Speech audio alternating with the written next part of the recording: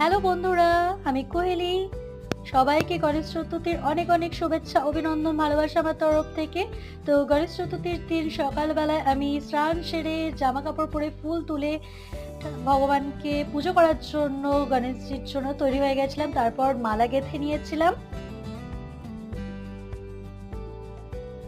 এবং তারপর এক এক করে গণেশজিকে ভালো করে পরিশুদ্ধ করে নিলাম, অর্থাৎ স্নান করিয়ে তাকে পরিষ্কার করে তাকে তার আসনে বসিয়েছিলাম এবং এক এক করে সাজিয়ে নিয়েছিলাম সব রকম করে।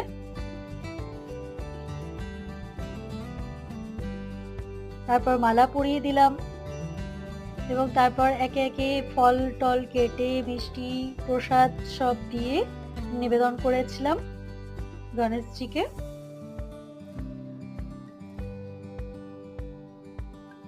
তো তোমরা কারা কারা পুজো করলে গণেশ চতুর্থীর অবশ্যই আমাকে কমেন্ট করে জানাবে, আর কেমন আনন্দ করলে, দিনটা কেমন কাটলো সবার অবশ্যই আমাকে জানাবে। তারপর আরতি করে নিয়েছিলাম, তার জন্য সব তৈরি করে নিয়েছিলাম, প্রস্তুত করে নিয়েছিলাম, দীপ জ্বালিয়ে ধূপ জ্বালিয়ে তারপর এক একে পুজো করে নিলাম।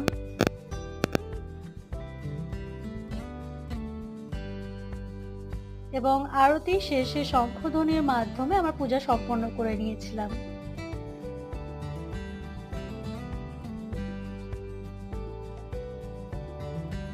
তো এইভাবে আমার দিনটা কেটেছিল। তো আমার তো খুবই ভালো লাগে, কারণ আমার কাছে আমার গণেশজি আর আমার গোপাল ভাই সত্যি খুব প্রিয়। তো আমি তাদের পুজো করব না সেটা হয়? অবশ্যই। তো তোমরাও কে কে পুজো করলে, সেই দিনটা কেমন কাটালে অবশ্যই আমাকে জানাবে। আর সকলের ইচ্ছা মনস্কামনা যেন গণেশজি পূরণ করুক, এই কামনা করি।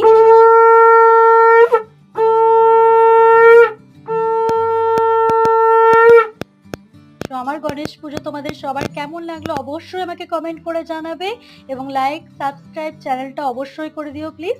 আর সবাই ভালো থেকো, খুব ভালো থেকো। টাটা, বাই বাই সবাইকে।